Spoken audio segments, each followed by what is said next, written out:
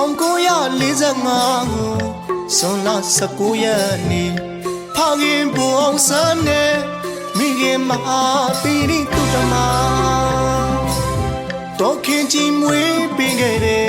မြမပြည်ကြီးအတွက်ဆိုအဖို့ဖြတ်မရယတနာတစ်ပါးပါသူမနမီသူနမီတော်အောင်ဆန်းစိုးကြီးအမျိုးလဲမြတ်တယ်အကျိုးလဲမတွက်တယ်မြမဆိုတော့ကဘာကပြီးအောင်ရိုးရထမိန်လေးဝဲခါခေါင်းမဆိုလဲမြဲကွယ်ပန်းပန်းလည်းရပဲတို့မေမေရှင်ဝဲသားပြည်သူများအပေါ်တလေးတစားနဲ့အမေအလေးထားတယ်အမြဲတမ်းနဲ့အမေဆုံးမတယ်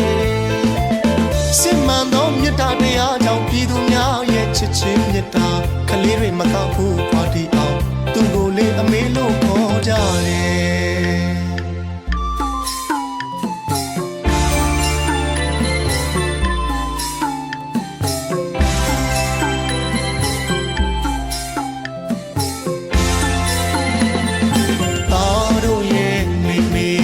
ကျမ်းမာပါစေတမီးတို့ရဲ့မိမိကျမ်းမာပါစေအသက်ရာကျော်ရှိစေကြောင်းကိုထလောင်းလို့ဆုတောင်းပါရစေကျုံလာသမျှခက်ခဲတိုင်းကိုအဘေးကျော်ဖြတ်နိုင်ကိုအမေရဲ့ဆန္ဒတိုင်းကဒီမိုးပန်းများပွင့်လန်းနိုင်ပါစေစစ်မှန်သောဖရဲသစ်စီအမေစုရဲ့သားတို့အတူတော်